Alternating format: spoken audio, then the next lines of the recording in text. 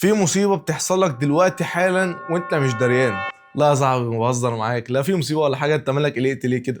بس مخك اتبرمج انك لو سبت التليفون لمدة 10 دقايق ربع ساعة ان الكوكب هيسيبك ويطير، وهي دي ما تسمى بالفومو Fear of Missing Out. وهي يا صاحبي الرعب ان يفوتك ترند، تفوتك خناقة، تفوتك جوازة، يفوتك حاجات كتير هي حاجات غريبة بالنسبة لك اصلا. انت معرفش انت مهتم لها بحياة الناس التانية ليه، خلاك عايش حيوات ناس تانية كتير بس ما بتسمعش صوت دماغك، انت بتستهلك كل حاجة وما بتنتجش. العلاج بقى يا صديقي فهو حرف، هنبدل حرف واحد بس، بدل فومو تبقى جومو. جومو ايه يا عم؟ ايه الاسم الغريب ده؟ ولا ايه فين ده اساسا؟ ما تخافش وانا هسيبك كده، موجود عندنا في القناة. الجومو دي يا باشا وهي اختصار لجوي اوف ميسنج اوت، متعة ان يفوتك الهري ده كله بس بمزاجك، تستمتع باللحظة بمزاجك، تستمتع باللحظات اللي فاتت او الحاجات اللي انت فوتها اللي ملهاش لازمة بمزاجك. فكرة انك تشتري سلامك النفسي وتفضل قاعد مروق بالك كده وبتشرب المشروب المفضل عندك، روقان يا باشا، دي لا سعادة لا تقدر بمال. طبعا دلوقتي الناس بقت عشان تحس بالسعادة لازم أي حاجة بتعملها تروح مصورة ستوري ومنزلاها عشان الناس تشاركها. أنا عايز أقول لك إن الناس دي مش مهتمة، ولا حتى لو مهتمين فهم مش هيفيدوك بأي حاجة. فمش لازم تفهم الترند الجديد ولا تفهم اللي هو ليه تافه وليه الناس متشدة بيه أصلا وليه. سيبك من كل الكلام ده، عادي يا عم، ما يفوتك الكوكب كله، هيحصل إيه يعني؟ أهم حاجة تلاقي نفسك. جرب تفصل النهاردة وهتشوف اللي اليوم بقى معاك 48